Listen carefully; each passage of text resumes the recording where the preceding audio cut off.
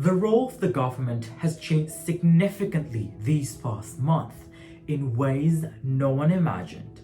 From frontline healthcare workers and public health officials to sanitation workers to teachers to social welfare officers to customs officers, fiscal agents, and many more.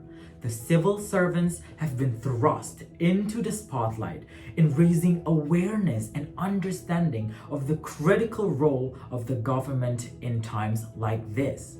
But despite everything that the government has done so far, the debate over what the government does and should do lies ahead.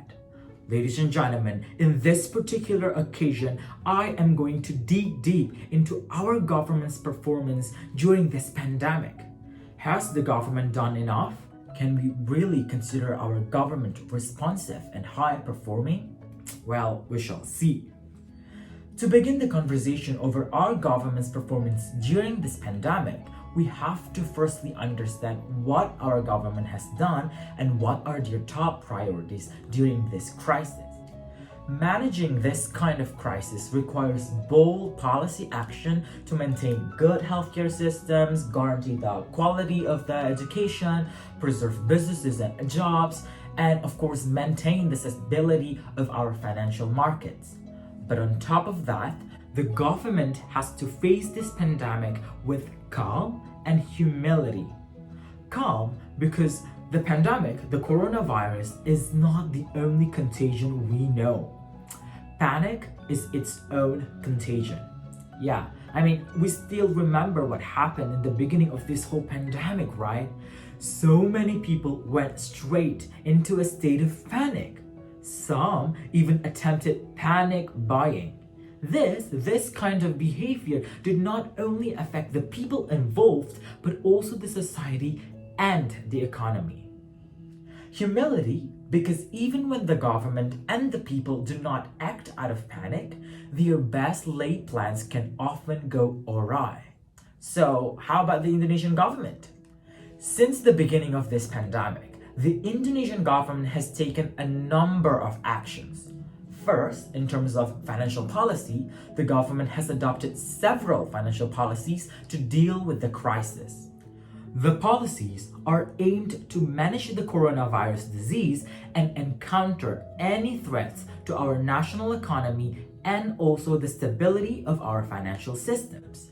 The total budget for this huge financial program is around 405.1 trillion rupiahs. This budget is drawn towards the healthcare systems, social protection, tax incentive and credit for businesses, salary subsidy program, the acceleration of the national economic recovery, and many more. And in order to do so, budgets of several ministries have been reduced by 97.42 trillion rupiah, except for the leading ministry in the crisis, the Ministry of Health and the Ministry of Education and Culture. Second, the government has also formed a task force at national and regional level to monitor and evaluate the implementation of the COVID-19 countermeasures. And furthermore, our very own President Joko Widodo has also established a national team for the acceleration of the development of the COVID-19 vaccine.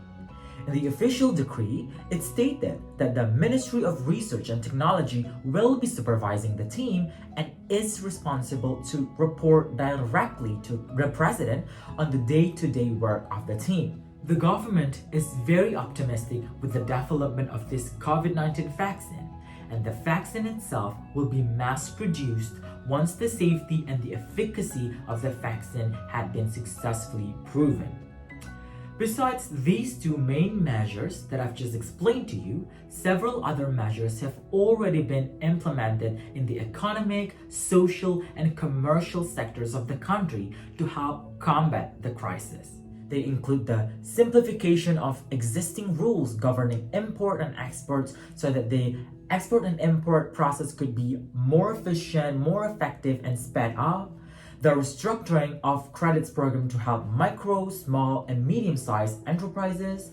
They also include the enforcement of health protocol laws, the postponement of credit or leasing payments without ceiling limits, tax incentive, any other additional benefits in the field of real estate sector for low-income people, and even the development of the National Logistics Ecosystem, or NLE, which is something that the Directorate General of Customs and Excise and the Indonesian National Single Window have a very big part of.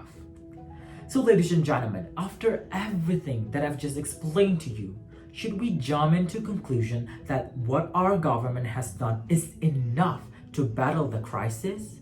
And that our government is indeed a responsive and high-performing government? Well, that question is yet to be answered, as the pandemic is yet to be over.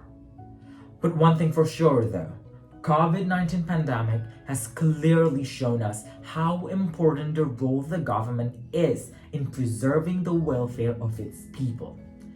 It has also shown us how important the role of public service and us, the civil servants, is in the fight against this pandemic.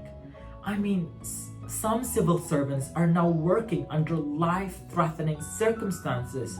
Those who work at healthcare systems, they are our first line of defense against this pandemic, right? Some civil servants have to work day and night to build systems that could be used to battle the crisis. Some even need to deliver public services despite the pandemic while at the same time suffering its impact.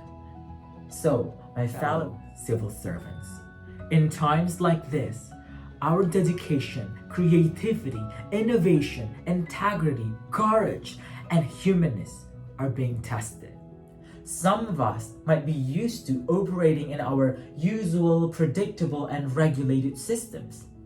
But unfortunately, ladies and gentlemen, in times like this, some of those systems don't apply. Our instant creativity and innovation to counter distractions caused by this pandemic is very much needed. And as a whole, our government has also been tasked and expected to respond rapidly, coherently, and efficiently to a series of challenges. This crisis has also uncovered a number of gaps in our government coordination and leadership. But we shouldn't only see this as a time-ticking bomb. We should use this momentum as a catalyst for change and innovation. We should turn all of these challenges into an opportunity for devising strategies to improve the resilience, the effectiveness, and the responsiveness of our service in the future.